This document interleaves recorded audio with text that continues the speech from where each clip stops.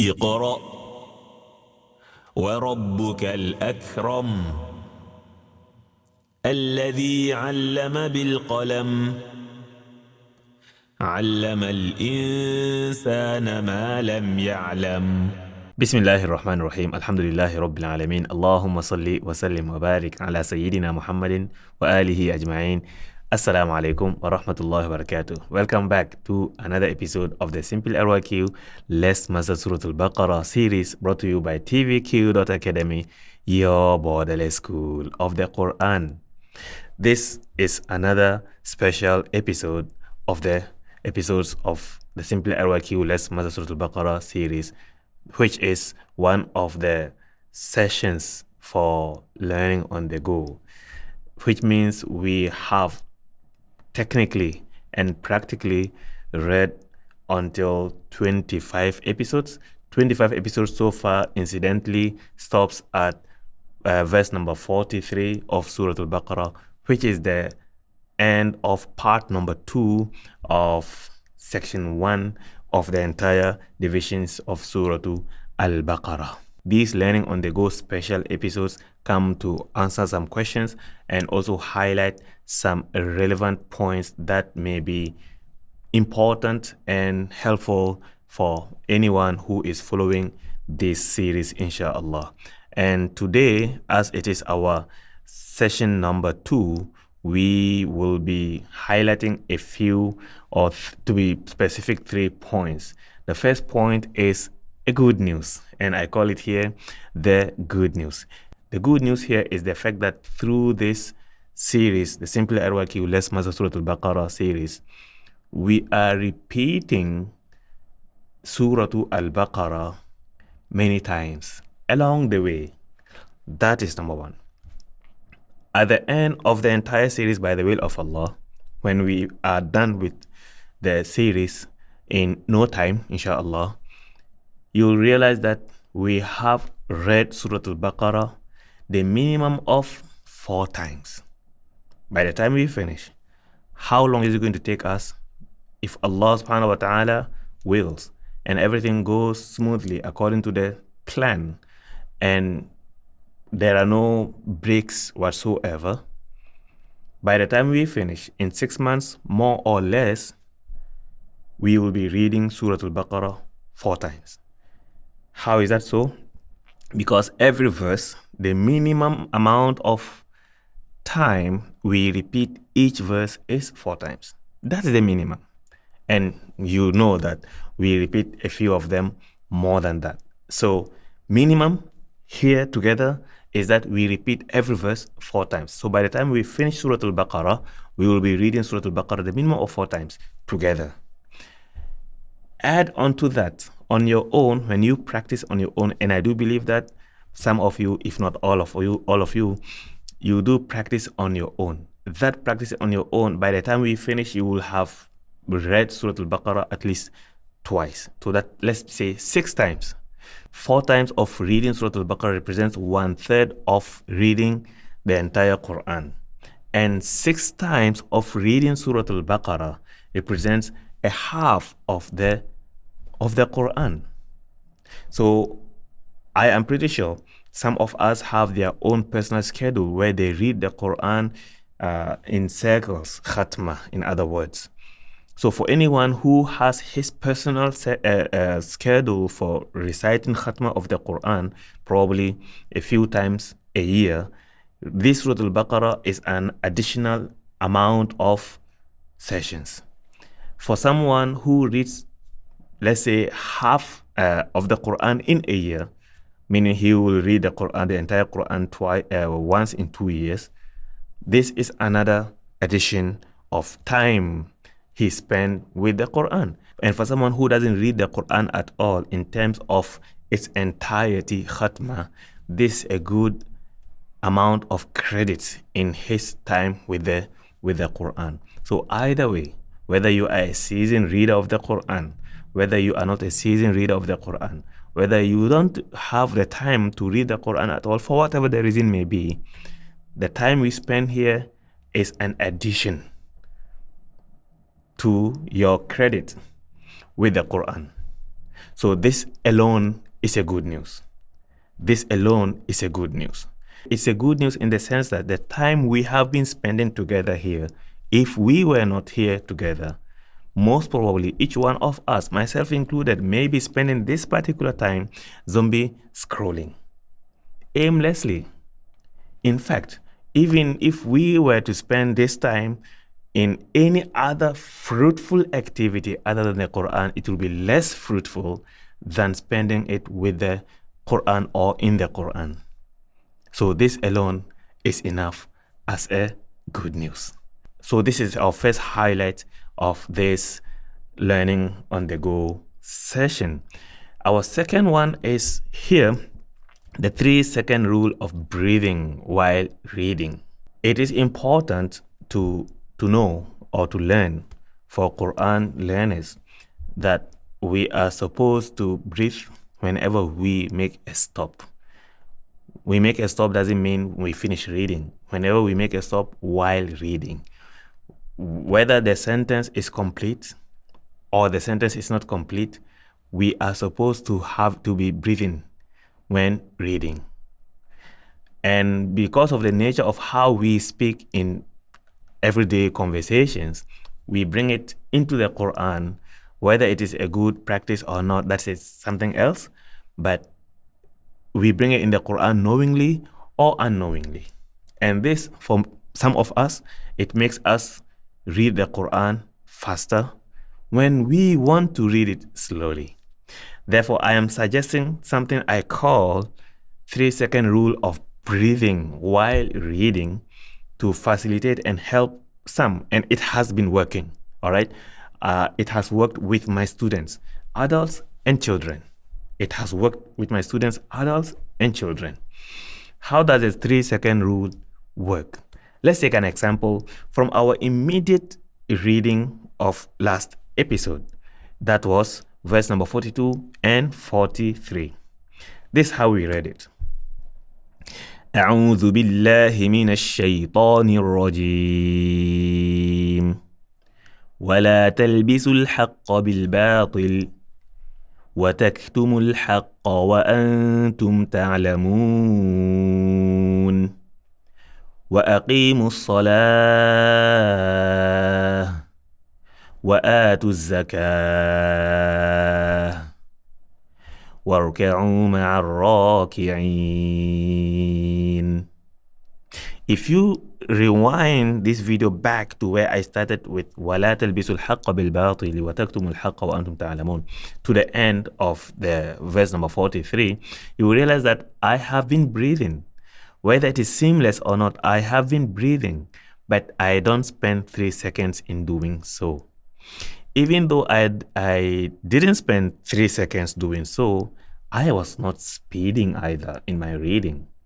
This, and we suggest this when we want to achieve slow speeding in reading, when we want to achieve slowness in reading. All right?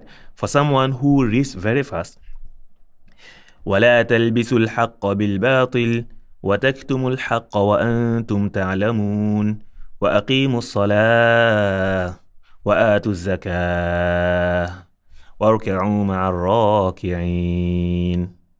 So we ask this person, student, be him adult or young, apply 3-second rule of breathing. How does it work? Here is an example. Count using your fingers. وَلَا تَلْبِسُوا الْحَقَّ بِالْبَاطِلِ وَتَكْتُمُوا الْحَقَّ وَأَنْتُمْ تَعْلَمُونَ وَأَقِيمُوا الصَّلَاةَ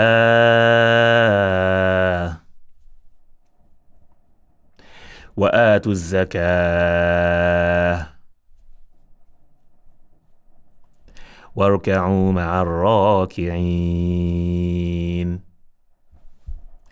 You see, when you apply the 3-second rule of breathing while reading the Quran, you will automatically slow down.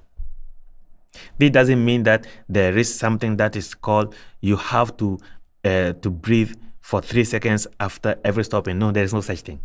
But this is something I am suggesting to facilitate those who read very fast, especially children, to learn to slow down in their Quran reading, and it works. Once it sinks in your reading, it becomes habit, your reading will slow down on its own. And definitely you will cut the 3 seconds into maybe less than a second or so, and you still breathe. Like I demonstrated at the beginning, وَلَا تَلْبِسُوا الْحَقَّ بِالْبَاطِلِ وَتَكْتُمُوا الْحَقَّ وَأَنْتُمْ تَعْلَمُونَ وَأَقِيمُوا الصَّلَاةَ وَآتُوا الزَّكَاةَ وَارْكَعُوا مَعَ الرَّاكِعِينَ. I am reading at a very slow pace, yet I am breathing seamlessly. All right. So when you are applying the 3-second rule, do not chase and aim for the moment you are finishing the 3 seconds to jump to reading. Aim for breathing. The 3 seconds for you to breathe. So take it easy on yourself, breathe, and have fun. How? وَلَا تَلْبِسُوا الْحَقَّ بِالْبَاطِلِ. Have a good breath. Have a good breath. وَتَكْتُمُوا الْحَقَّ وَأَنْتُمْ تَعْلَمُونَ